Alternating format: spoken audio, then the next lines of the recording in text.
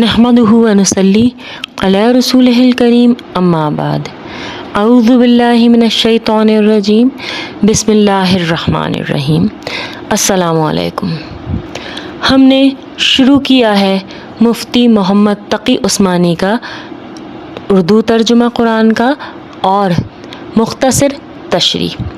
مفتی صاحب کی تشریح بہت مختصر اور جامعہ ہے۔ پچھلی صورتوں میں ویڈیوز میں ہم دیکھ چکے ہیں، سن چکے ہیں وحی کی حقیقتیں کیا ہیں، علم تفسیر کیا ہے، اور ہم سورہ فاتحہ بھی پڑھ چکے ہیں۔ اس صورت سے ہم انشاءاللہ تعالی الحمدللہ آغاز کر رہے ہیں سورہ البقرہ کا۔ سورہ بقرہ قرآن کریم کی سب سے لمبی صورت ہے۔ اس کی آیات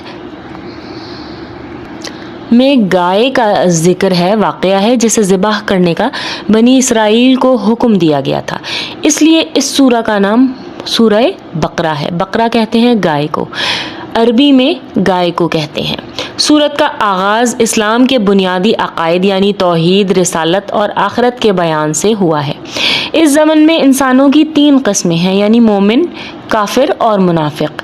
پھر حضرت آدم علیہ السلام کی تخلیق کا واقعہ بیان فرمایا ہے تاکہ انسان کو اپنی پیدائش کا مقصد معلوم ہو۔ اس کے بعد آیات کے ایک طویل سلسلے میں بنیادی طور پر خطاب یہودیوں سے ہے جو بڑی تعداد میں مدینہ کے آس پاس آباد تھے۔ ان پر اللہ نے جو نعمتیں نازل فرمائیں اور جس طرح انہوں نے ناشکری اور نافرمانی سے کام لیا، اس کا مفصل بیان ہے۔ پہلے پارے کے تقریباً آخر میں حضرت ابراہیم علیہ السلام کا تذکرہ ہے، اس لیے کہ انہیں نہ صرف یہودی اور عیسائی بلکہ عرب کے بت پرست بھی اپنا پیشوا مانتے ہیں۔ ان سب کو یاد دلایا گیا ہے کہ وہ خالص توحید کے قائل تھے، انہوں نے کبھی کسی قسم کے شرک کو گوارا نہیں کیا۔ اسی ضمن میں بیت اللہ کی تعمیر اور اسے قبلہ بنانے کا موضوع بھی زیر بحث آیا ہے۔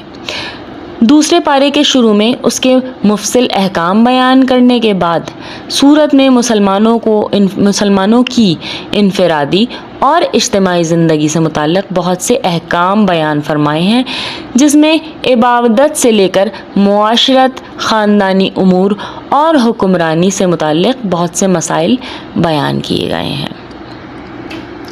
سورہ بقرہ کا تعارف تھا یہ، اور سورہ بقرہ مدنی صورت ہے اور اس میں 286 یعنی 286 آیاتیں ہیں اور 40 رکوع ہیں۔ انشاءاللہ اگلی ویڈیو میں ہم سورہ بقرہ کا باقاعدہ ترجمہ اور تشریح شروع کریں گے۔